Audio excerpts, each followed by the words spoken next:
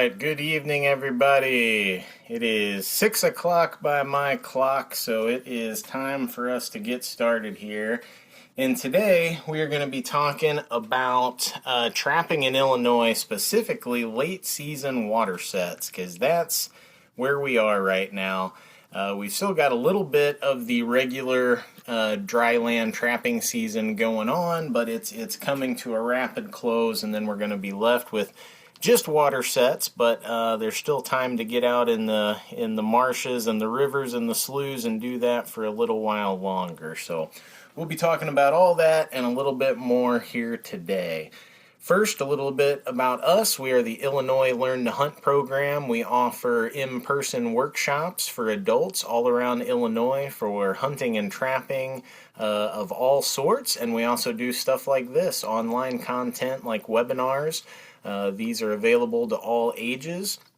We try to keep them all Illinois specific, and we try to make webinars over things like this that are going on right now that you all can actually do. So if anybody has any thoughts of webinars that they'd like to see, definitely send us a message, and we'll see if we can't get it on the docket. With that, we'll get started. If my thing will respond here. All right, fur bear trapping. What is legal game? Well, a whole bunch of stuff is still legal game until we get to the middle of February. So the regular trapping season goes from November 10th until February 15th. So our days are running short on that. But you still definitely do have time to get out and do a little bit of that if you want to. That, of course, includes dry land trapping, which would be all the predators. So if you're somebody that wants to get out after coyotes, or if you're somebody that's a turkey hunter, small game hunter, deer hunter, and you just want to do some nuisance work on your property, kind of reducing the population of predators, that stuff can still be done. But for most of this webinar, we're going to be talking about our water fur, which is going to be really just only beaver and otter are the two species that the season goes longer on, but water fur does include mink and muskrats as well. But the trapping season for both those critters is going to run out on February 15th, just like the coyotes and the raccoons and all that kind of stuff. The only things that are kind of special here is you'll notice the woodchuck season runs June 1st to September 30th. So we do have a trapping and hunting season for woodchuck, but as some of you might know, this time of year when it's super cold, woodchucks they're hibernating, so you won't find them. So they're not even able to be trapped or hunted during the normal hunting and trapping seasons, which is why they have their own special one. And most of that is nuisance issues, as you might expect.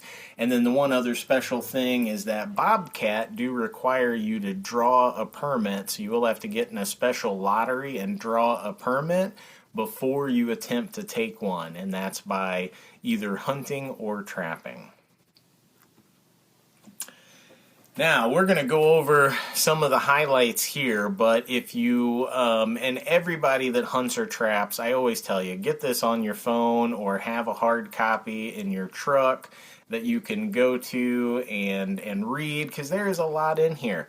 You know, we do this as a job. We talk about this stuff all the time, and I still promise you, I don't go anywhere without that digest, either the hard copy or having it on my phone, because I'm going to read that all the time. It's easy to forget stuff.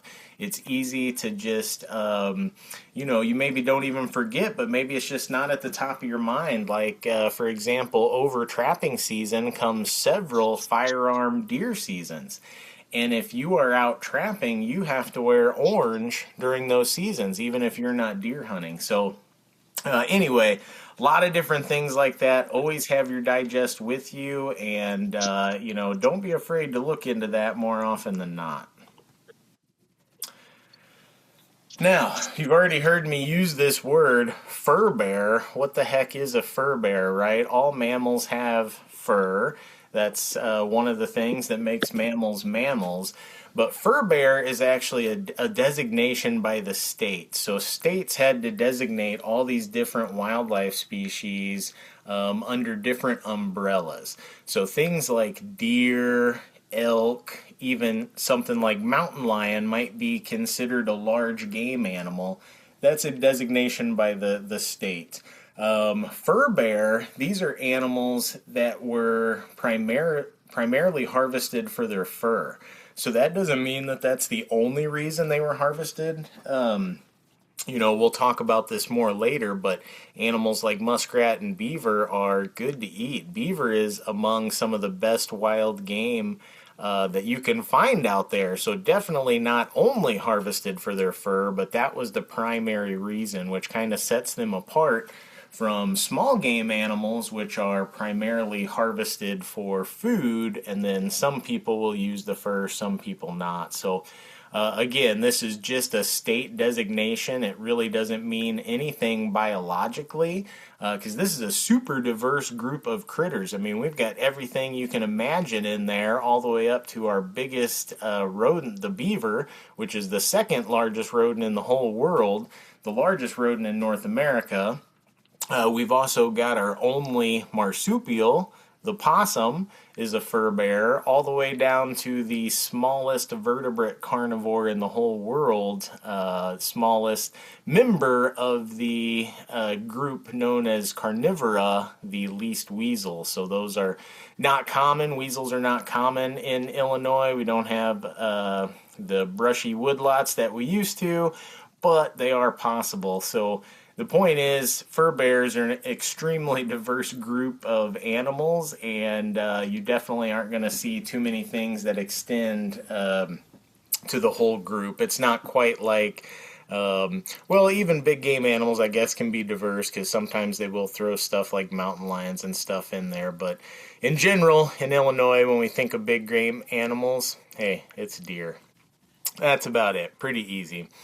But since this is such a diverse group, management is also variable to kind of accomplish the different things that the state's looking to do with these different critters. And this is a good time just to talk about basic management strategies for fur bears. Because a lot of people that are used to hunting limits are like, what do you mean? Like fur bear hunting and trapping is not managed, right? There's no daily bag limit for most of these critters. It's different than going out squirrel hunting or rabbit hunting. You can only get so many per day. If you're out trapping muskrats or raccoons, there's no limit, not just on the day, but no limit on the season. And the reason for that is these species have really high reproductive outputs, and in ecological terms, we call this R strategist. So animals are either R strategist or what they call K strategist, which is the opposite of that. And R strategists want to just reproduce, but they don't live very long. So rodents are usually the prime example for R strategist. Humans, on the other hand, or if you look at an animal like rhinos or elephants, something that lives a long time but has very few offspring, that's what a K strategist would be. But since most of these animals are really on the R strategist end of the spectrum, they can accomplish all of their management strictly with season dates and the methods that we can use. So, and that's enough. And they know that from years and years now of monitoring these populations. Now, some critters, like bobcats, for example, they've got lower reproductive rates than, say, a muskrat or a raccoon, and so they're managed a little bit differently.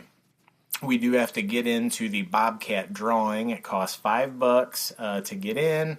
You probably will not get one your first year, but it's possible. But somewhere along the line, hopefully you would draw a bobcat tag and you'd be able to go after those cats.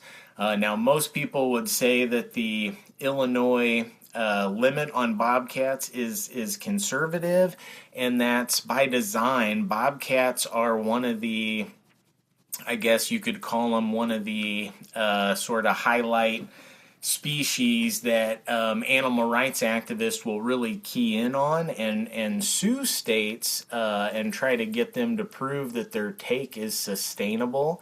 And that's hard to do with a species like bobcats because they're really tough to monitor. So some states like Wisconsin have put collars on over 100 bobcats to get really good information on stuff like their survival, their home range, their reproductive output. And all the data shows that bobcat numbers, even in states where they take a whole lot more than we do here in Illinois, are doing really, really good. So bobcats are doing awesome in Illinois. Pretty much everywhere we go, we find bobcat signs. So good amount of cats out there. It still tends to take probably 2 to 3, 4 years maybe to draw a tag, but maybe with the number of bobcats out there, we may see that go down slightly, in the coming years. We'll see. Badger's another one that's a little bit different. That one does actually have a season limit, so it's not a daily limit, it's a season limit. You can get 1 badger in the south and 2 in the north. And that's you can look at the fur bear zones there in the Hunting and Trapping Digest. There's also a certain zone where you can't hunt or trap bobcats at all. So if you check out the digest, you'll see that. It's basically the Chicago area, that rough corner of the state. Northeast corner, and there's definitely bobcats up there, but you definitely cannot take them. That's a closed, no-go zone. And the last fur bear that's a little bit different is river otter. They've got they've kind of got a little bit higher limit at 5, and that's all throughout the state. So whether you're in the north or the south, you can get 5 river otter. And river otter, like bobcats, they are a CITES species, which we'll talk about here in another slide. But so variable all across the board. We've got some that you've got to draw tags for, and then we've got species like coyotes and raccoons that might be more plentiful today than they have at any point in Illinois' history. So pretty cool stuff. And this little graph over here, I'd like to include that. This is all animals: turkey, deer, fur bears, waterfowl. This is kind of like what wildlife managers are trying to do. They're trying to put our hunting season and our trapping season on species that have a legitimate use. And the attempt is that all of our harvest is from animals that fall within what's called that seasonal surplus, or basically the amount of animals that are destined to not make it through the winter anyway when resources get at their lowest and the habitat can't support the number of animals that it did through the spring and summer and even fall. Now, here's some highlights from our regulations, and these are just the highlights, and we also should point out that even when you look at that book that's called the Hunting and Trapping Digest, that is really just the highlights as well. The full list of all the regs is in the Wildlife Code, and it's really dense and hard to read, so they kind of put together the highlights and put them together in the nice little digest that we can read and digest, and it works well for us. But just know that there's stuff that's even goes beyond that, so Wildlife Code is where all that comes from. And just before Curtis gets started too, just be careful if you're looking at things from other states, because they do vary quite a bit state to state. For sure, which is a big reason why we try to make all of our videos, all of our content Illinois specific, is because, if you're watching YouTube videos or something like that, people can do vastly different things in different states, and I mean big time, even just one state away. There's some massive differences, so don't ever think that just because you're seeing somebody who's reputable do this on TV, like, oh, it must be good. Well, sure, it might be good where they are, but that doesn't mean it's good in Illinois. So good point there.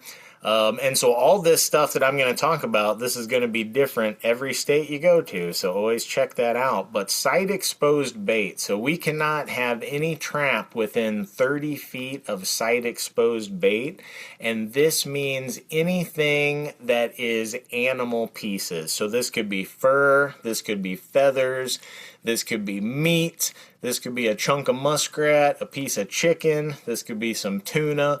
Whatever it is, if it's meat, any type of animal part, or feathers, that's called site exposed bait, and you got to keep your traps at least 30 feet away. This is just to keep from catching birds of prey. Birds of prey are looking for any of those animal things from the air, and so if they can see those from the air, you have a potential of catching those in your set, which we don't want. Now, if you put some bait in a hole, you can put your trap there. Just put your bait in a hole. It's now not exposed from the air. I usually put it in a hole and then put a little wad of grass over the top of it, so when the fox or coyote comes, it takes them a little bit longer to get it out of there, giving me a better chance to catch them. But all of that stuff is fine because it's not site exposed from the air at that point. So you can put that stuff at your set. It just has to be buried in your hole, not where it's exposed from the air. Every single trap you set has to be tagged. Recommend put your customer ID number on there. That's the only thing you need. If you just want to put that one number on there, go for it. You could also do your name and address, but customer ID is easier, and if you move, guess what? You don't have to change it, because if you do move, you got to change it if you got your name and address on there. And you can put more than one tag on your traps. If you are trapping with a close friend, go ahead and put both your tags on every trap, and that means you both can run all of those traps, and you can swap off running them because both your tags are on there. So nothing wrong with that whatsoever. Or if you're gonna trap, with your partner. I mean, my husband's name or his customer number is on my tag, so it's one tag both. That way, if I can't go pull my traps one day, if something happens, he can go do it for me.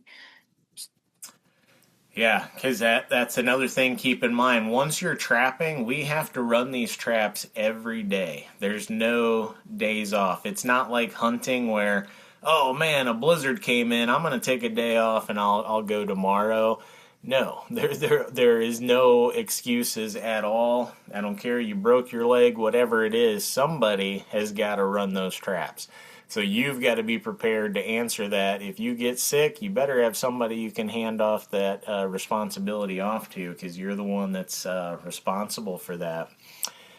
Now, we've got a bunch of trap size and placement restrictions. The easiest way to think about this is just large body grip traps and snares, which are a killer type trap.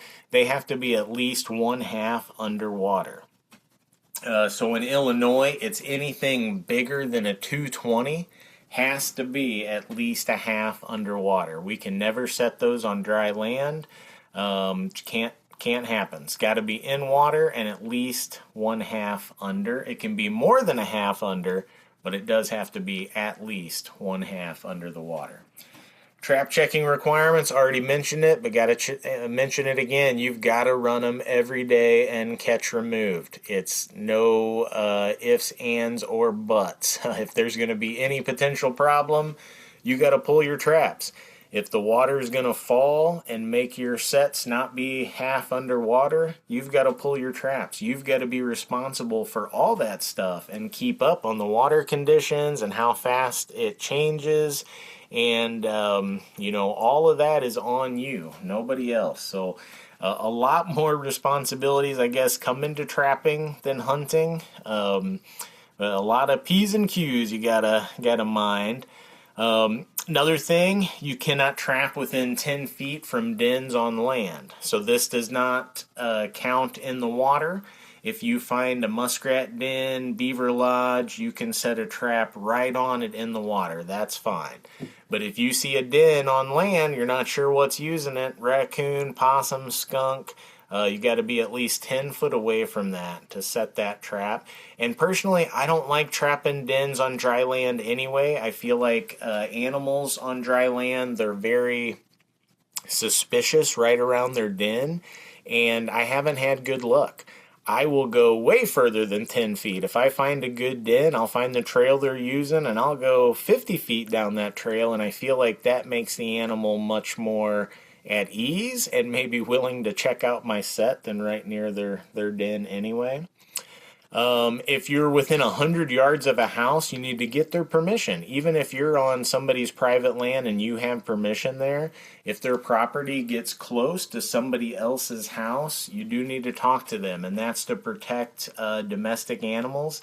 That house may have a small dog or something that they let out that runs around, and you just want to talk to them and let them know you'll be trapping so they can mind any small domestic animals like that they may let run free. We can't disturb any dams, lodges, or feed beds, so this is another thing you might see on a YouTube video. You might see somebody out west chopping into a muskrat push-up and putting a trap in there, and you're like, dang, that looks like a good method. Well, we cannot molest those muskrat push-ups or dams or dens or anything like that.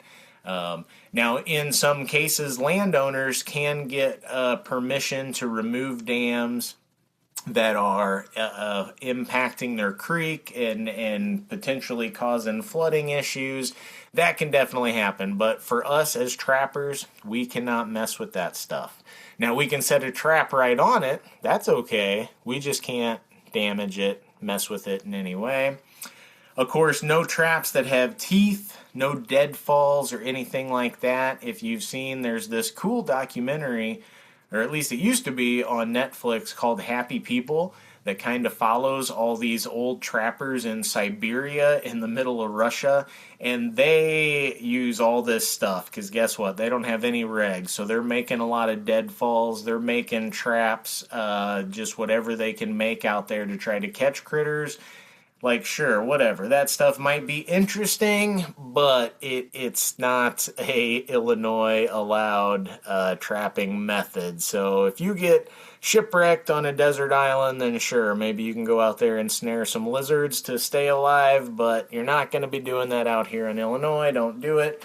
One thing that throws people for loops sometimes is that we cannot use colony traps or any multiple catch traps in Illinois. So colony traps are commonly used for muskrats in some of the neighboring states, not allowed here. Same as cable restraints, which are a specially made type of snare, which are made to be a live restraining trap, and they are not allowed in Illinois as well. So you may see some neighboring states that do that. Doesn't mean that it's legal here. Just keep that in mind. And yeah, trapping, as you might expect, is one of the most regulated things that you can do outdoors. So there is a lot to follow. That's why we say bring that hunting and trapping digest with you and refer to it as needed. So what do you need to trap? Well, if you're a resident, guess what? Trapping license is only $10. A steal. Really nice.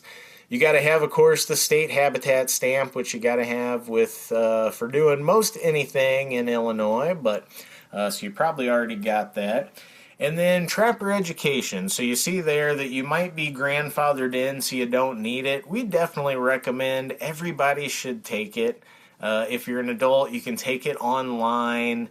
And is the online class as good as an in-person class? Absolutely not, but it is going to teach you a couple things, teach you a little bit of terminology, and if you do see an in-person class, which there are one or two posted, for sure take that, because you're going to learn way more in that and get some hands-on chance to get to mess with traps, which really you can't simulate that in an online environment. It's really tough to teach somebody how to set these things electronically. That's one thing that's got to be learned hands-on. I did include a link to that in the chat as well. Nice. Awesome. As well as a link to the Hunt Illinois section on bobcats, in case anybody's curious about the bobcat lottery. Because that can be, it's not that it's complicated, it just can confuse people a little bit, so... Yep, everything that's a little bit different, just might throw you for a loop. So Yeah, the Bobcat Lottery, which do you remember when is that open? It's like August, September? This year it was September 1st to 31st. Okay, yeah, September, that's right. So that's when you would get in the Bobcat Lottery, so that keep that in mind. Now, I mentioned this, Bobcat and otter are CITES animals, so so let's say you did get a Bobcat tag and you were successful getting a Bobcat, you would need to get a CITES tag, register that animal within 48 hours after harvesting it. So same with river otter, but we don't need to get in any lottery for river otter. You just go trap, and then if you get one, you've got to register it within 48 hours, and that will be the CITES registration. Yeah, I've got this slide here on it. So, CITES stands for the Convention for the International Trade for Endangered Species. And you might be thinking like, wait a minute, river otter and bobcat are not endangered species, and yes, you are exactly right, but they are on Appendix 2, which means they are look-alike species. So no, bobcat and river otter are not endangered, but they both are look-alike species to endangered species, because guess what? Every other species of otter in the whole world is endangered. I think there's like 7 of them. They're all endangered, all except for river otter. They're all endangered. And guess what? When it comes to spotted cats, every other spotted cat in the world except for bobcats is endangered.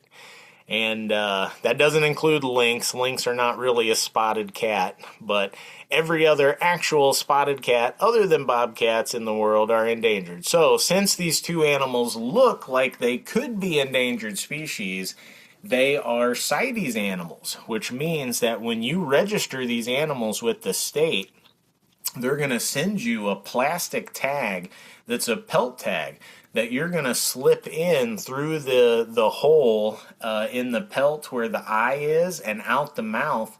You're going to attach that tag, and that tag is going to stay there until that pelt gets to wherever it's going. So if you're getting it mounted, that is going to be in there when you take it to the taxidermist, and it's not going to be removed until the taxidermist is done with it and they give it back to you. If you get it tanned, you have to have that CITES tag in there before the tannery will take it. And they will keep that CITES tag in for the whole process, and it'll still be in there when they mail it back to you. So, important thing, that tag basically says that this animal was a legally harvested otter or bobcat from Illinois, and it's not an endangered small-clawed otter from South America, or it's not an endangered cat from the middle of Asia. You know, this is to say that it's legal, nothing's wrong with it. You can get it taxidermied, you can get it tanned, you can even sell it if you want, as long as it's got that CITES tag. All right, Trapper Ed, Lauren's got the link there. We already kind of mentioned this, so we won't go over it again, but there's other links where you can find in-person classes and also online classes. Definitely good idea to take those for sure, even if you're grandfathered in. Now let's talk about the different types of traps. So if we're going to break all the different types of traps into 2 groups, we're going to say one group is live restraining and one group is killer traps. So let's start with the live restraining traps. Now you're going to hear a lot of people just say live trap a lot of time when they're talking about cage traps. And sure, cage traps are a live trap, but technically all of these traps are live traps. So if you really want to be correct, call it a cage trap, not a live trap, because all of these could be live traps.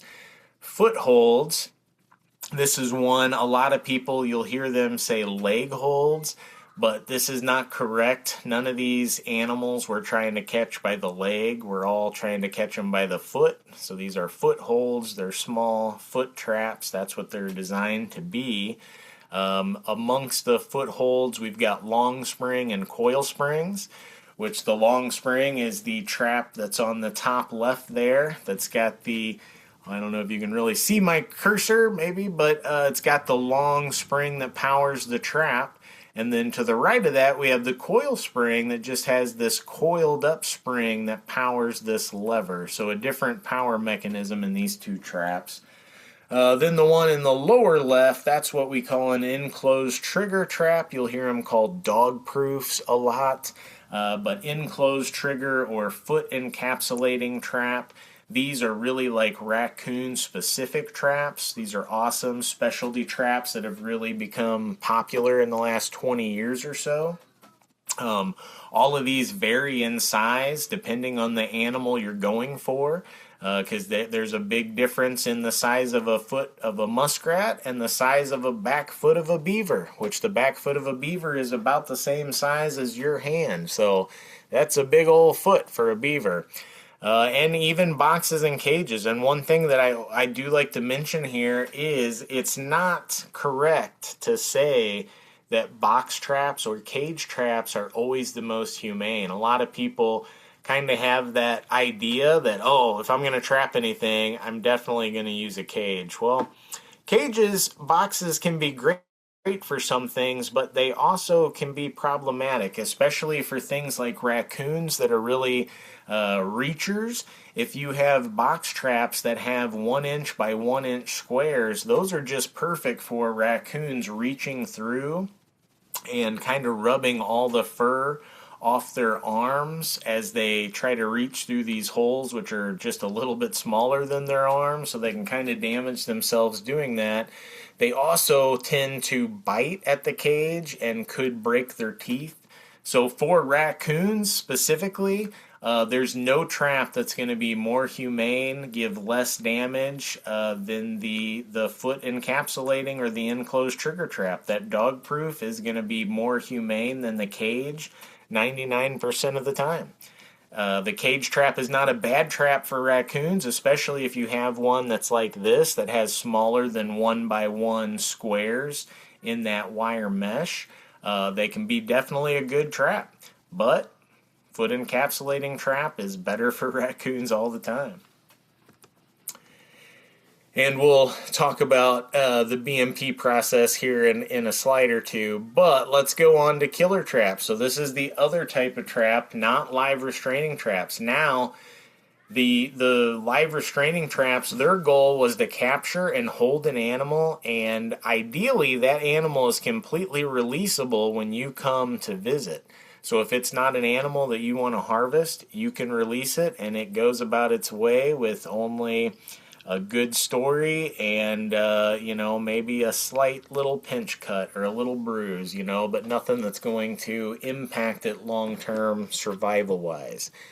Now, killer traps are the exact opposite. Their goal is they intend to catch an animal and dispatch it as quickly and as effectively as possible. So these animals are not releasable. This is why for the large killer traps and for the snares, we can only set these as water sets. So they have to be at least 1/2 underwater.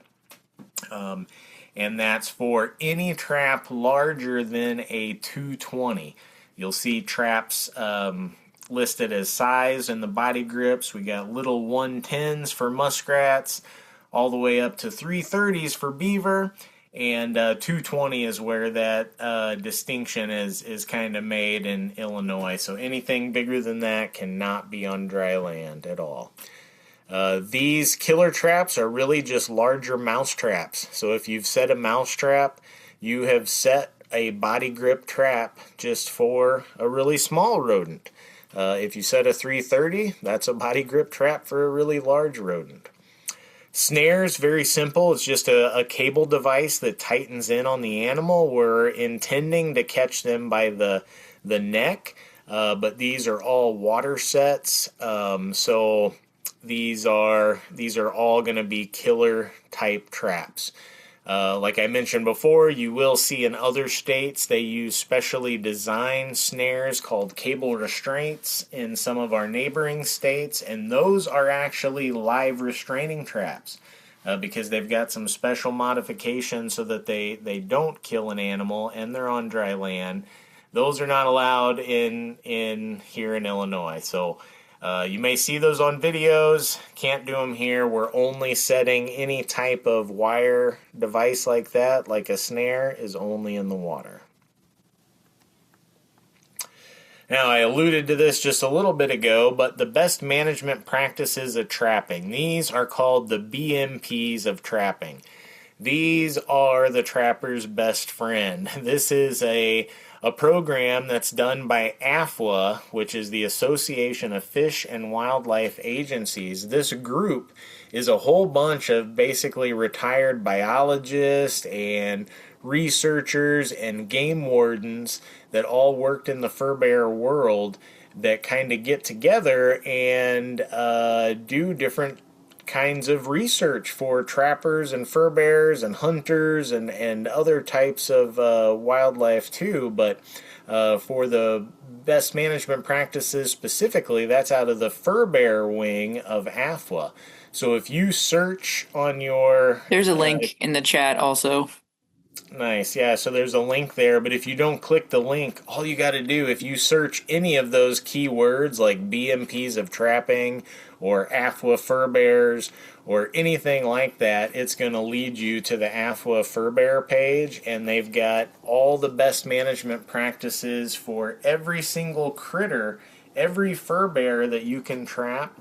They've got a specific best management practice made for that recommends you not only what types of traps are the best, most effective, most humane capture methods for that animal, but they'll also tell you like different types of sets that are good and just When a to wealth use of swivels information. or springs, or they also have a lot of research they've done, like otter reintroduction, or just there's a lot of cool stuff on there. It's a great resource, so I highly recommend it. For sure, yeah, And check it out. it's not all jargony either. It's digestible. Yeah, it's made so that you can, like, for the traps, for example, all these trap manufacturers have different names that they name their traps. So a lot of times in the BMPs, they try to break it down as easily as possible, and they'll just tell you by the specification. So they'll be like, this is a foothold that has a jaw spread of 5.5 inches. So even if you didn't know that it was called a MB 450, if you just know the measurement, you can go home and maybe look at the equipment you have and come up with something comparable. So And really you can also cool. look up what you've got too. You can always search it to see. And it's a lot of stuff. They've tested a lot of things. So there's a good chance if you have stuff already, what you've got has been tested. So Yeah, been going since 1997, so do the math on that. A long, long time.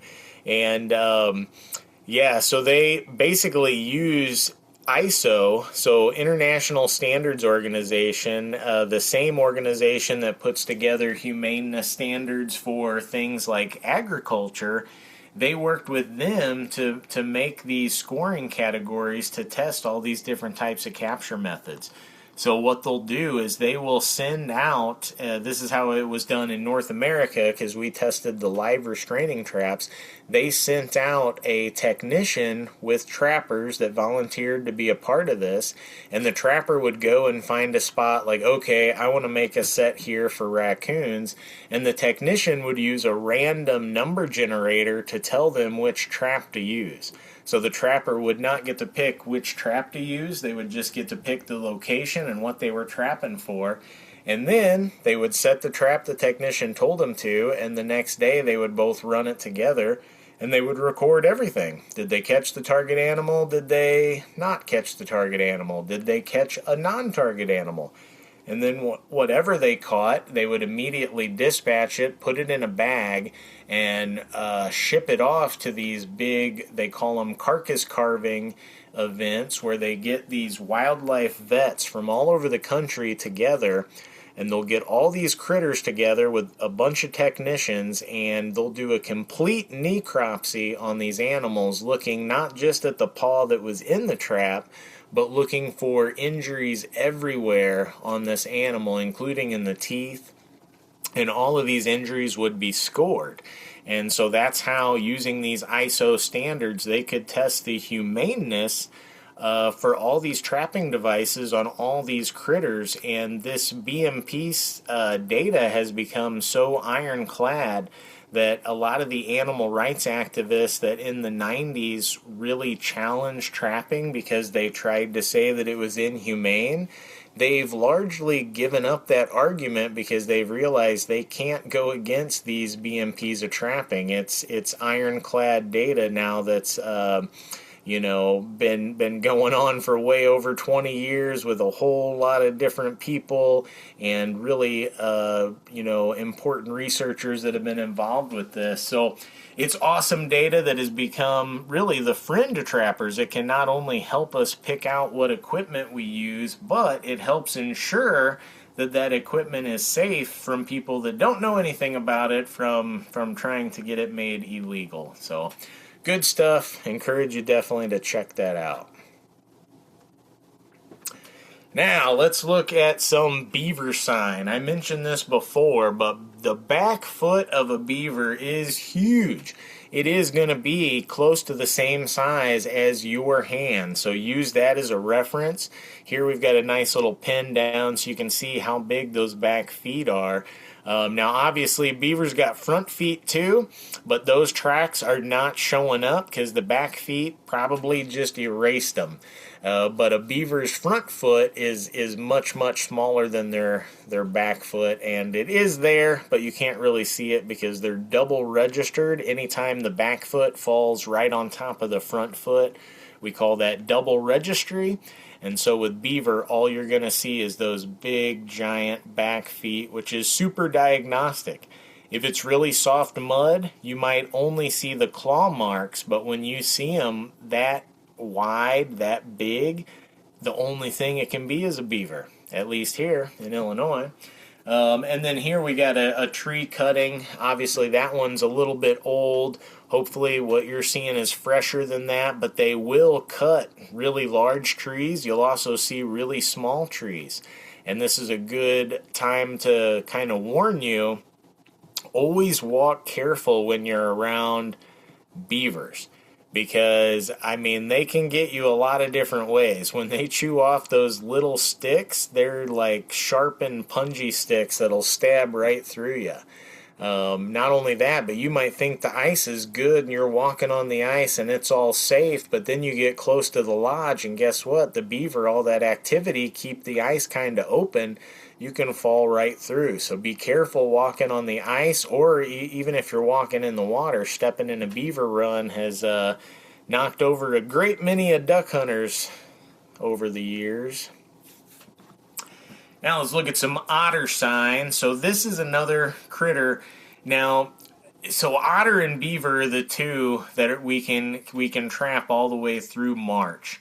And most people are really targeting beaver.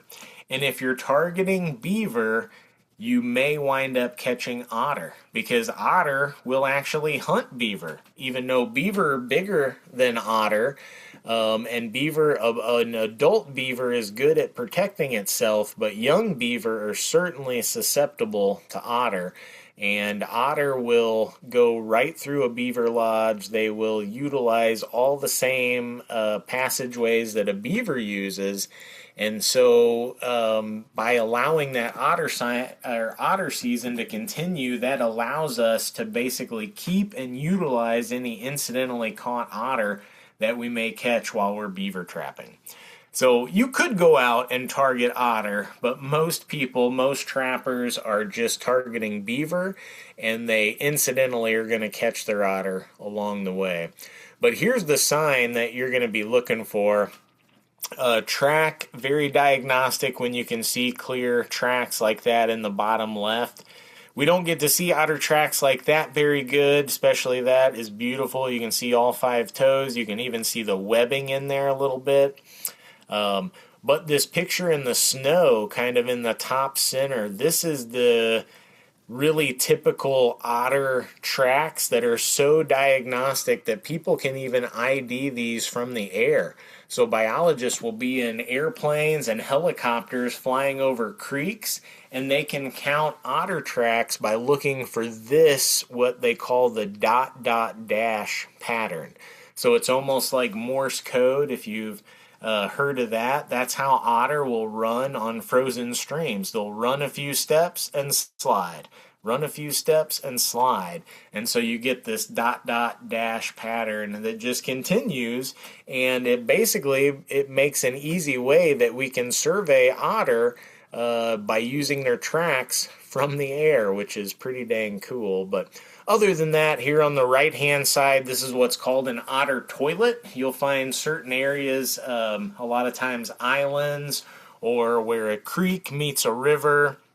You'll find these where just a whole bunch of fish scales, and sometimes you'll find parts of crayfish, and might be like mussel shells and clam shells. Anything an otter might eat, just be scattered all around here.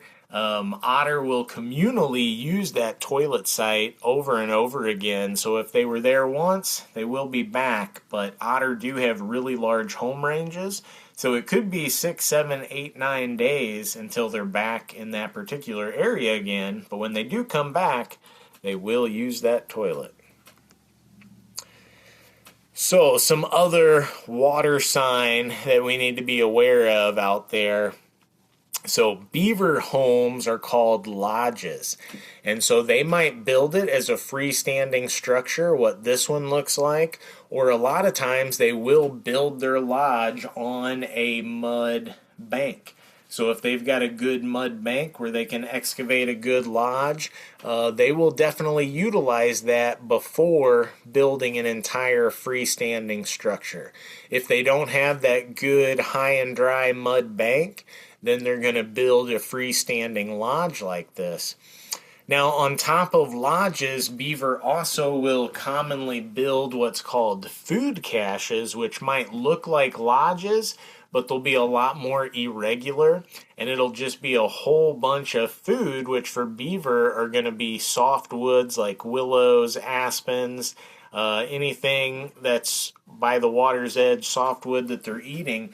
They'll be chopping a bunch of that down, and they'll just get it in a big ball in the water. So some of it will be above the water, most of it will be below the water, and that's their food cache. So even if everything ices up and they have problems getting out, they have a good cache of food to eat on underneath the ice, and be safe from predators, and they don't have to venture out into the snowy tundra to find fresh food and potentially be at odds from predators. You know, we've got bobcats and coyotes, both would happily eat a beaver.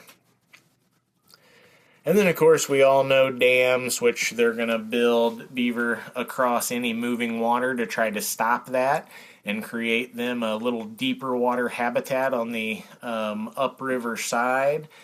Cuttings we already talked about, but muskrats will make push-ups, and so the easiest way to tell the difference, is this a muskrat or a beaver? I mean, size is going to be different because beaver build much larger infrastructure than muskrats do, but with muskrats it's always going to be vegetative material, and with beavers it's usually going to be mostly sticks. So beavers will use some vegetative material, but it's going to be mostly sticks, hard stuff when they build anything. And with muskrats, it's going to be vegetative material, so not sticks. It's going to be softer stuff like cattails and, you know, the stuff in this push-up here. But they build them for the same reason. You know, beaver build lodges and muskrats build these push-ups so they can enter them under the water and get up in a dry spot and be safe from predators. So they can feed in there, they can be dry, they can be warm, they can pull food in there, everything, and be safe from either our coyotes and bobcats, but also when it comes to muskrats, they have a lot of avian predators as well. So muskrats got to look out for eagles and hawks and all kinds of things. So it's tough out there when you're a delicious little fuzzy critter. All right, some trapping methods here. So I've kind of already mentioned this a little bit, but let's talk about the actual definitions here. So land sets, pretty easy, just means a set's on land That can be footholds, can be enclosed trigger, can be cage traps, and can be our smaller body grip traps. Water sets are sets that touch flowing or impounded water. So these can be the same types of traps, but now we can also use snares and the larger body grip traps, which are over 7 inches on one side. We can use those, they just have to be at least 1/2 underwater. Now all of these, whether they're land sets or water sets, must be run every day and all captured animals removed. Again, this is something you're going to see different things in different places. In Wisconsin, they have a under ice rule that they have longer check times when their traps are under the ice. Okay, you might see that on YouTube videos, and it's completely legal in Wisconsin. It is not in Illinois. So we here are running our traps every single day and getting those critters out of there. Now this set over here actually, we've got a picture of that in another slide, so I won't talk about it here.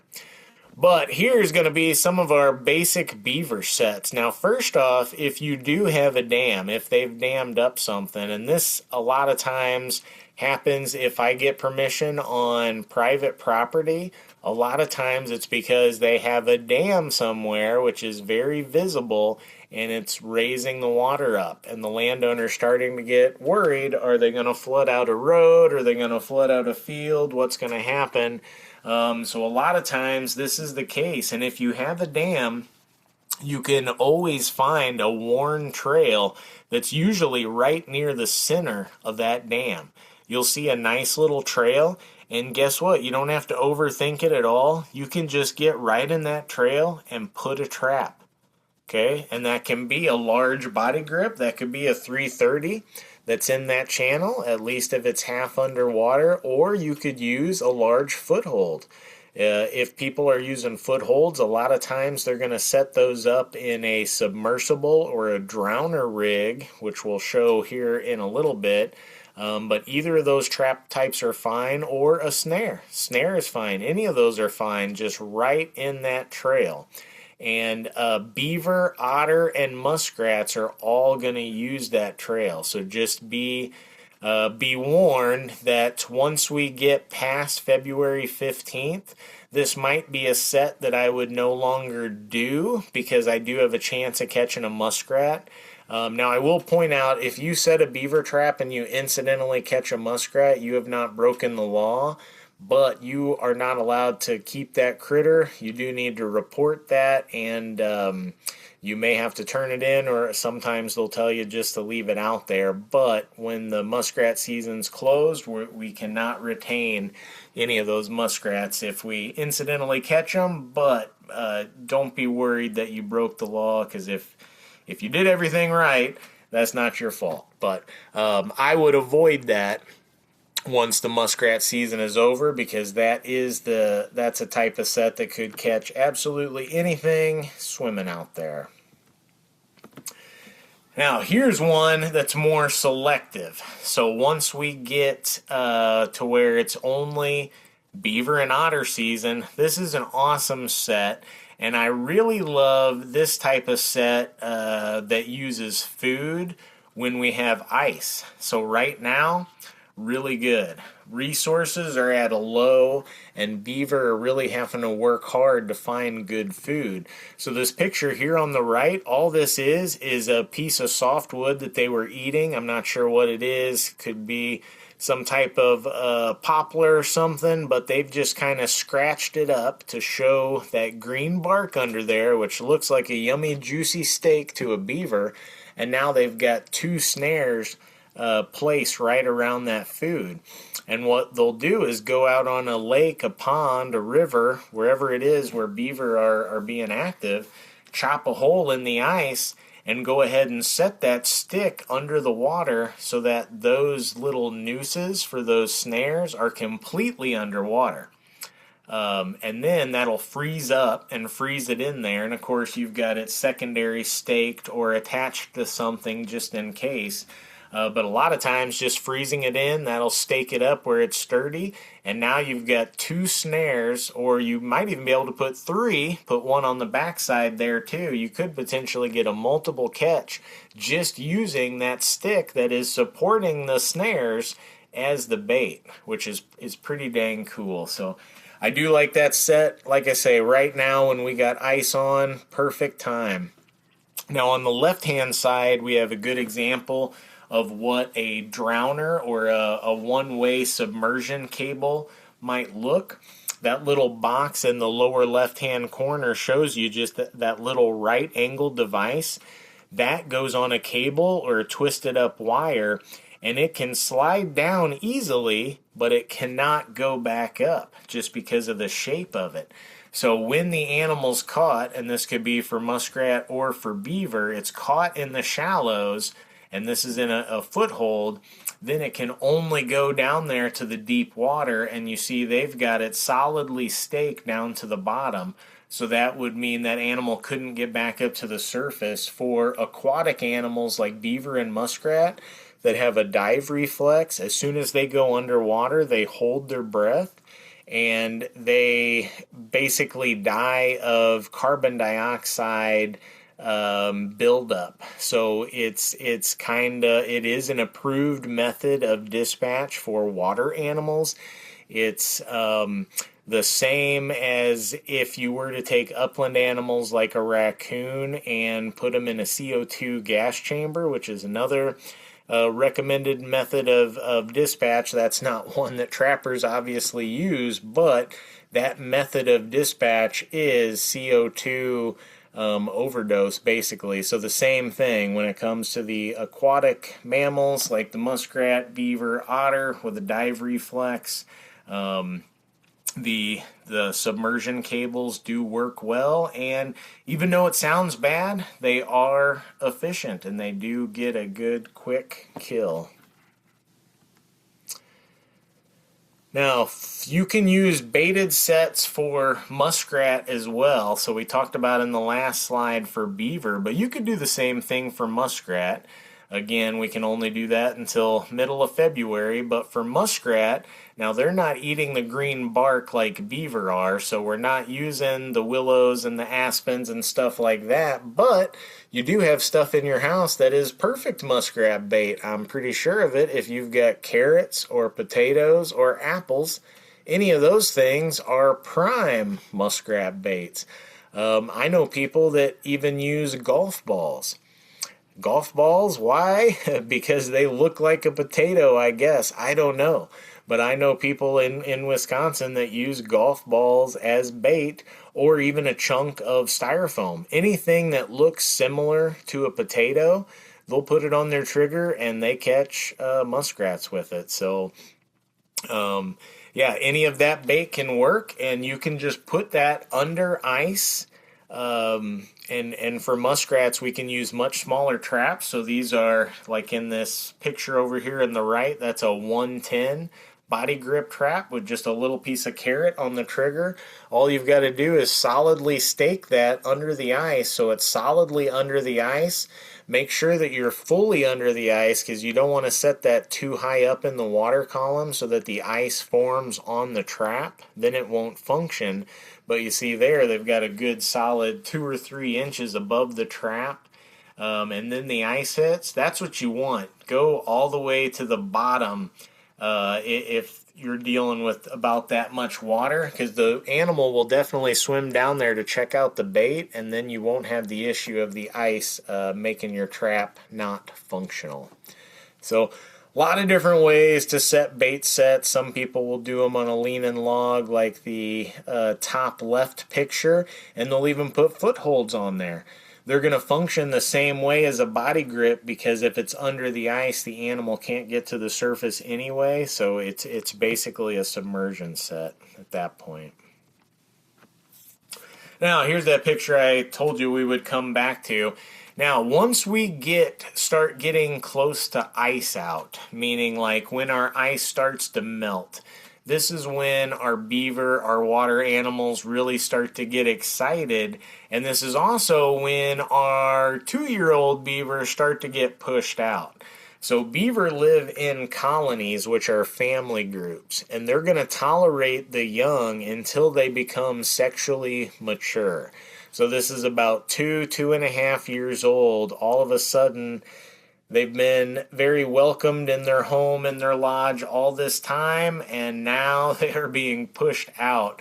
So this time of year, which is going to be coming up soon as it ever warms up around here, this is going to happen. All of these 2.5 year old beaver are just going to be going on walkabout because they've just got pushed out of the only home they've ever known, and now they just have to go out and try to find some unoccupied habitat to try to set up their own colony.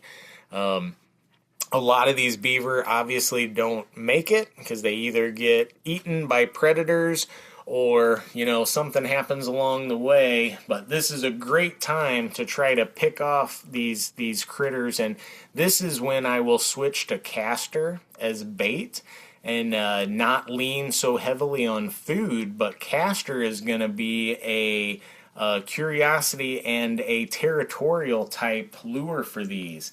Castor is going to be what they themselves, beaver, are going to put up on the bank to mark their territory. So if they smell somebody else marking in their territory, it's going to make them go crazy.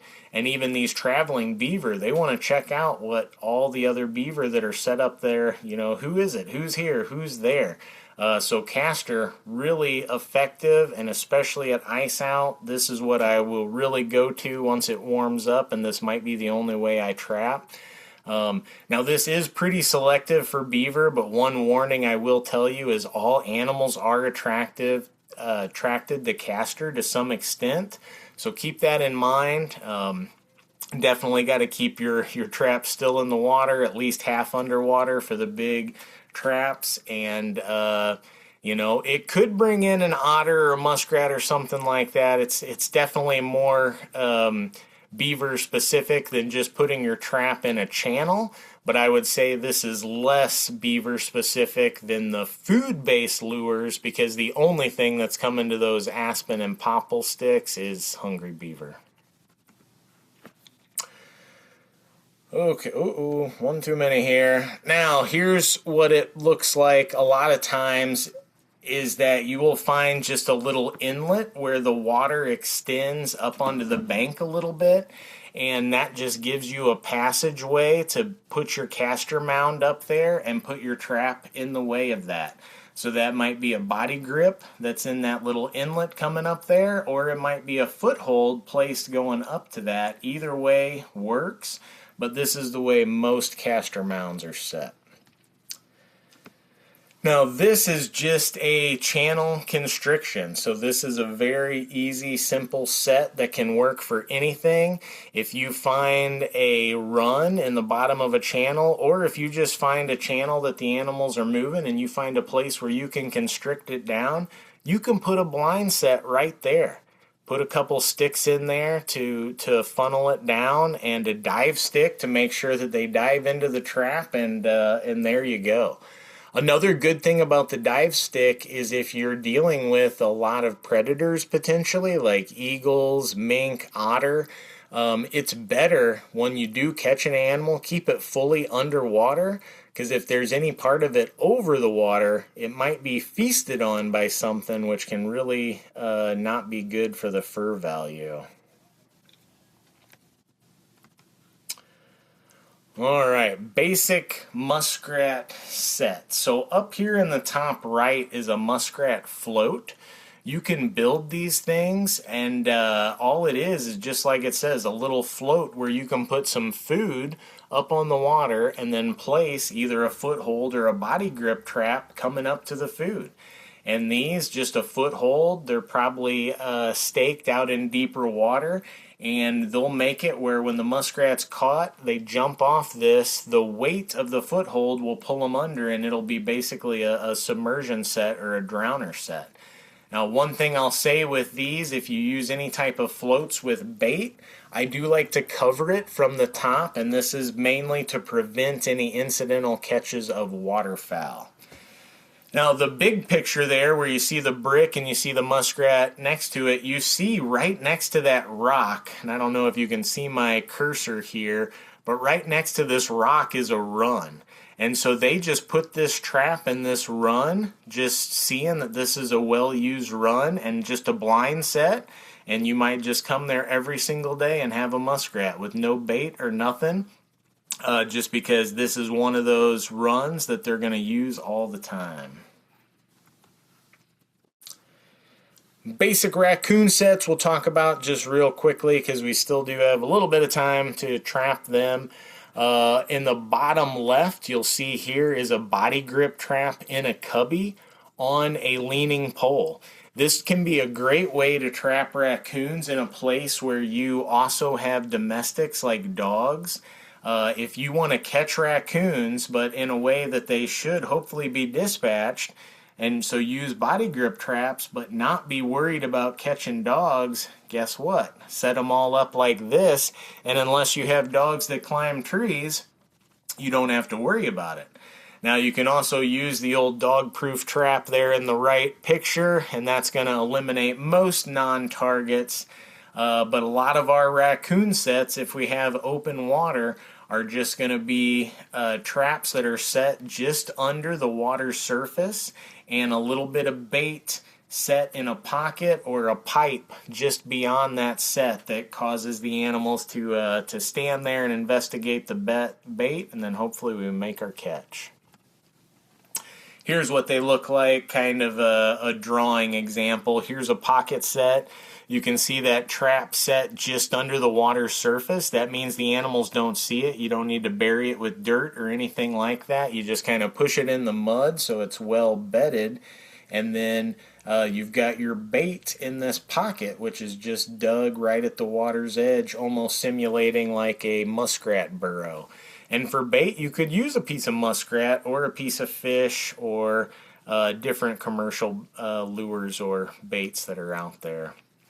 But that's your basic pocket set, and these are great for not only raccoons, but you'll take a lot of mink with this set, and also potentially otter. And, you could potentially get something like a beaver or muskrat that's just kind of checking it out curiosity-wise. Fur handling. So this is something you got to be ready for. So here in the left-hand picture there, that's called a fleshing beam. That, if you want to get your furs completely ready to send to be tanned, you need to get the fleshing beam and that two-handed knife in the lower right. That is a fleshing knife, a two-handed fleshing knife. You'll want to get all that stuff to take care of your fur completely if you're going to want to get it tanned and make stuff out of it, or if you just want to get the most out of it you possibly can. Now, you definitely can just skin animals, and that's called green. You can sell them green. So the fat's still on them. They're not stretched and dried, nothing. They're just skinned out. You just will get less money for them that way, and generally a lot of tanneries will not take them in that state. So you do got to go ahead and finish them. Get the fleshing beam and throw the skinned out hide over the beam, and then use that two-handed fleshing knife to push all the fat and meat off the hide. Then they're fleshed. Then you would put them on a stretcher, which in that picture in the left-hand portion, you see a bunch of muskrats. Those are on stretchers. Those have already been scraped. Now for muskrats, you don't use a two-handed knife. You use either a one-handed knife, or a lot of people just use a spoon to scrape it all off. But once you get it scraped off, you put them on that stretcher and just hang them up in your shed and dry them for a few days. After that, you can take them off the stretcher, and they're pretty much stable at that point. So they will last a good long time even without refrigeration after they're dried. Utilization of fur bears. Lauren, I'll let you talk about these beautiful teddy bears that are up here, because I grabbed this picture from you. I love these teddy bears. Are those raccoon, or what are those made out of? Who did that? Yes, the one on the right is raccoon. I think the one on the left might be muskrat. from what I remember. At Trappers College, there was a Amish fella, and he had a bunch of them. He makes them. He has them made for his kids. So they're so soft. I'm gonna be making some or have some made for my niece and nephew. Actually, they're pretty cool. I highly recommend. They're very cute. I've seen them made with foxes as well. That they're beautiful. So if you're looking for something a little different, to make for your kids, your nieces, your nephews, whatever, it's pretty cool. Pretty cool thing, and they're very soft. Big fan. Yeah, I'm a big fan of muskrat fur. I mean, it's one of the softest furs that's out there. I think that would be an awesome teddy bear. I know he said he'd made them had them made out of a bunch of stuff. He also had a bedspread that had been made out of raccoons, and he kept the tails on all of them, like around like tassels around the edges. There's a bunch of really cool stuff. If you can make it yourself, or you can find a furrier. If you provide the fur, you can make a lot of cool stuff to get things made.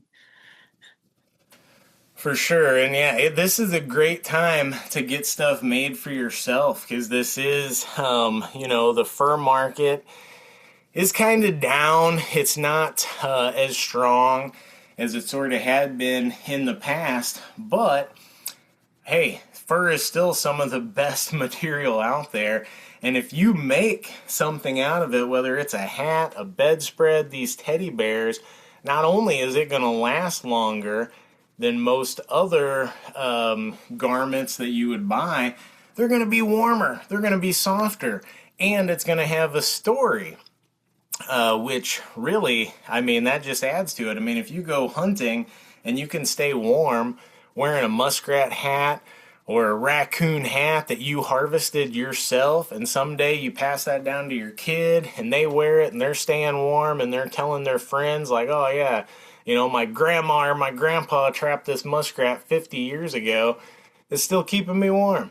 That's cool. It's going to last longer and be better than pretty much any other garment you can get. So it doesn't matter what other people will pay you for it if you utilize it yourself.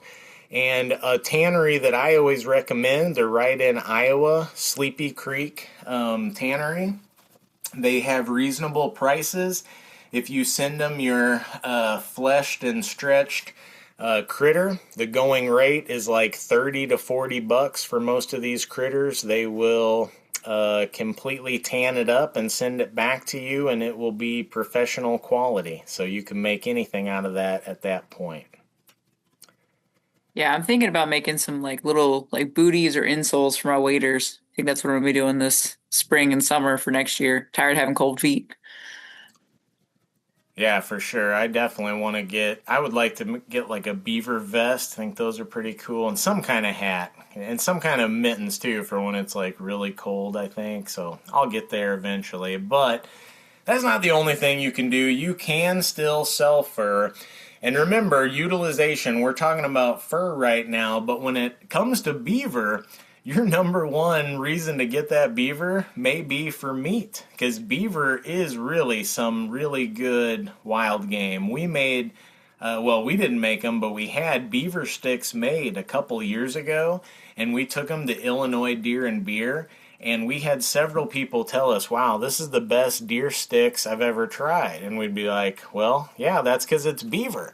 And they were kind of shocked that beaver was so good. But anyway, so meat, really important, but you can also sell the hide. So even maybe you don't want to get anything made for yourself right now. Maybe you're mostly after the meat, which is fine. Save the hide because they still do buy it. You can sell that either Grunwald fur and wool. He comes all around Illinois and he has pickup locations. He'll come to a Home Depot parking lot and you just show up with all your furs. You throw them on the table. He'll grade them and he'll write you a check right there for what they're worth. You could do that, or you could send them to an auction house like Fur Harvester's Auction, and then you potentially could get a little bit more money for them, but you're not going to be paid until that auction happens, and then they'll mail you a check. So a little bit more delay there. It's a little bit more fast action with the local fur buyers like Grunwald. But yeah, it's a chance you take. You may get more money at auction, you may not. The best thing though is just make sure that everything's getting utilized to the best of your ability. So try to utilize the meat, try to utilize the fur, try to utilize the glands, the castor glands, which are large glands that look almost like brains on either side of the vent or cloaca on beaver. Those are selling for like 60 to 80 bucks a pound right now. So you definitely, there's some money to be made just with the glands, or you can use them to make your own trapping lure for beaver, but also for predators too. Coyotes, foxes, bobcats all go crazy for beaver castor. So a lot of different uses, and even below the beaver castor, there's two more little sacs called oil sacs that are also really good trapping lures. So most trappers are going to hang on to those, and a lot of people are going to keep the skull. Beaver skulls are some of the coolest skulls out there, so they make really good mantelpieces.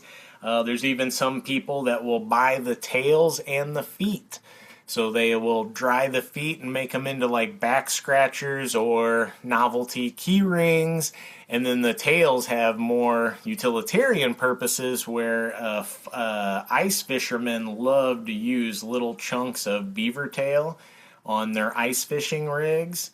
They'll also, you could potentially tan the leather and make leather goods out of the beaver tail. So you talk about an animal with a lot of uses. Beaver is one of the best in Illinois for sure, and really in the Midwest. It's hard to do better than beaver for sure. So I probably even missed some uses, but a lot of different uses out there. And one thing I forgot to mention is we talked about the fur for wearing, but a lot of things that we look like hairbrush are really good paintbrushes are made out of fur.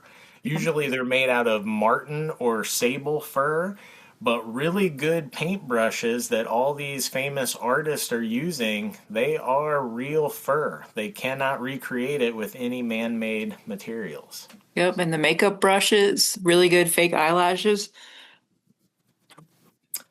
Yep, fur. It's in more places than you think. But how can you get some more hands-on experience? Well, Lauren knows a lot about several of these options, so I'll let her jump in and talk about them. But hey, we're lucky in Illinois because we've got some awesome camps right here in state and some awesome camps that are just a state away. So Lauren's done basically everything on this board Two now. out of three. 2 out of 3 ain't Oh, two bad. out of three, right? Yeah, 2 out of 3. But I haven't yeah, done the Bow Women's Trap Camp. I would though. I would in a heartbeat. But I've heard it's pretty awesome. Lisa from Bow does a great job. So any ladies for that one, I'd recommend it, especially because you get trapper ed out of it in the northern part of the state, and that's not easy to find up here. So definitely recommend it. Wisconsin Women's Trap Camp is fantastic. You get a lot of hands-on practice as well. It's bigger than the Illinois one. It's been around for a little longer. That was my first kind of dipping a toe in. The only downside is you get to learn about really cool things like cable restraints, but then you're not allowed to use them in Illinois. So you kind of have to keep track of what you're allowed to do and what you're not. Um, Fur Taker of America's Trappers College was phenomenal. They have a ton of excellent scholarships. It is pretty hardcore, so if you're just getting started, I wouldn't let it scare you away at all. But if you know, it might be something to work up towards if you're not prepared yet to dive fully in because it is long 16-hour days of setting traps and classes and things like that, and a lot of nuisance work as well as trap setting and there's a lot of biologists and game wardens. It's an excellent opportunity, but it's definitely, I would say, probably not everybody's cup of tea, but I really enjoyed it as well. So I want to go back. So I would go in a heartbeat again. for sure. Yeah, one of your instructors was a guy from the TV show Mountain Men, right? Or Yep. what show Yep. is it? Yeah, was it Mountain Yep. Men? Yep, Paul Anzac. Yep. He's one of my instructors. I had a bunch of really cool, really good Illinois trappers who've been helping us out. I've had people from all over the country, which is great. Again, though, the only downside is you get to learn a lot about a lot of cool stuff that you're not allowed to do. So, but no, and I made friends that I've still been chatting with. It's nice to have a little, trapper support group to brainstorm with, and it's been helpful. So if it's something you're really into, it's definitely worth going for. For sure, yeah. So we are really fortunate to have all these options that are either right here in Illinois or really close. And I mean, the FTA Trappers College has been going on, I don't know for how many years, but I mean, it's A like, long time. yeah, world famous at It this like I want to point. say since the 70s, Yeah, maybe early 80s. It's been going for a while. A lot of my instructors went through it back in the 80s. So yeah, I mean, I've been hearing about it for forever. So that's some really cool options to get some good hands-on experience, but also watch the Illinois Trappers Association because they will have some in-person classes posted, and or even watch better, join the Illinois Trappers Association. for sure. Yeah, definitely join, but also watch us for Illinois Learn to Hunt because we will. We may not have any more in-person trapping workshops for this year because we're kind of getting to the end of that.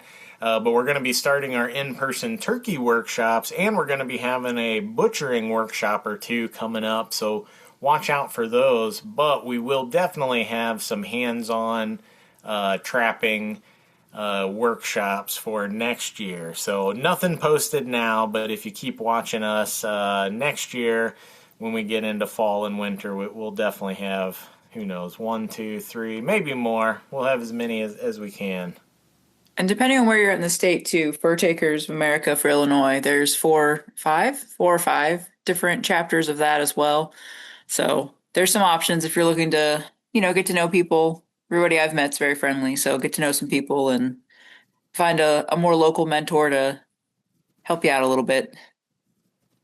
Yeah, trappers, they're a wild group, you know. They like you wouldn't think it if you just look at them, but out of all the user groups, like of all the different types of, different types of hunters or trappers that are out there, trappers are like the most open and willing to share their knowledge and like not hold anything back and I don't know. It's just most people would not, I guess, think that because they're like, oh, they think of all these grizzled old trappers, like they're not going to tell anybody anything because they're all trying to catch the raccoons or catch the beaver and everything's all competitive. And it's like not like that at all. Because there's no It's money like, in it. yeah, it's like bow hunting might be like that, waterfowl hunting might be like that, but trappers for the most part are very open. They're willing to talk, they're willing to share ideas. Great group of people, and here's a whole bunch of resources that you might find useful. A lot of things that we talked about. Some of these Lauren has put in the chat as well. But you'll notice we got Sleepy Creek Tannery, Grunwald Fur and Wool, the Fur Harvesters auction there, but also Illinois Trappers Association and Fur Takers of America. And like Lauren said, join both of those groups. They both have a different trapping magazine, so if you join them both, you're going to get the two best trapping magazines in the world. Will be coming right to your door, and that's pretty dang cool. And you'll be supporting trapping and predator management across the country for a lot of different people. So join those, and if you see the fall rendezvous or the summer rendezvous and you can make those, definitely those are a blast. You've been to a couple, right, Lauren? Have you been to a big one yet, or only the Illinois one? I went to Illinois and I went to Wisconsin, but this year, Fur Takers, I think, and the National Trapper Association are both one's I think in Both. Iowa, right? Or no, one's in Missouri and one's in Indiana this summer. So Yep. Fur Takers is in Macon, Missouri, and NTA is in, I can't remember what city, but Indiana. So both are close, yeah. I did throw a link in the chat, so you can see there's an East Central Illinois Fur Takers, Northwest Illinois Fur Takers, Illinois Trapper Association, Mid-State Fur Takers Trapper Association, and North Central Illinois Fur Takers. So they're all over the place. So if you're looking for one to join. For sure, definitely. Check them out. And with that, we'll turn it over to any questions you might have. And you can definitely let us know if you think of things as things come up, as you find things in the regs. Um, some stuff does shift as certain seasons close. Um, like I think as raccoons close, other like certain regs change around, things like that. But should at least get you guys started. Yep. Definitely hit us with questions, and if you do wind up joining ITA or FTA, again, all those folks have been just awesome. Whether that's answering questions, sharing knowledge, all that stuff. Don't hesitate to reach out either to them or us, because we know it's tough stuff. There's a whole lot of things, whether it's discerning regulations or figuring out how to skin a beaver or all this stuff. It can feel overwhelming, so don't feel like you're alone. We're here to help, as are those groups like the Illinois Trappers Association and Fur Takers of America. You don't have to do it alone. We're here to help. Oh yeah, no, I'm hassling them all the time with questions. It's one thing to read the reg, and then it's another to be like, all right, but what does that actually mean, like in practice? So,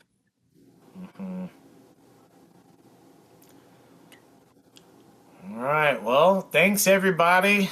We still got a little bit of trapping season left, so if anybody is thinking about getting out there and getting after it, definitely let us know if you have any luck. I was hoping to trap this week, and then we got the the freezing cold that hit us, and I still could trap, but you know what? It's just not as fun walking out there when it's like 15 degrees. But now we got a little warm up coming, so who knows? Maybe I'll be able to get out there and set a few traps. yeah, I have to wait a little bit till I can start at my site, but I'm okay with that right now. It's a little chilly out there. Yeah. Well, hopefully it will be warming up. The days are getting longer, so we're heading the right direction. All right. Well, thanks everybody. Yep. Thanks everybody. Have a good one. Thank you. Have a good night. Thanks. Yep. See ya. Oh, God.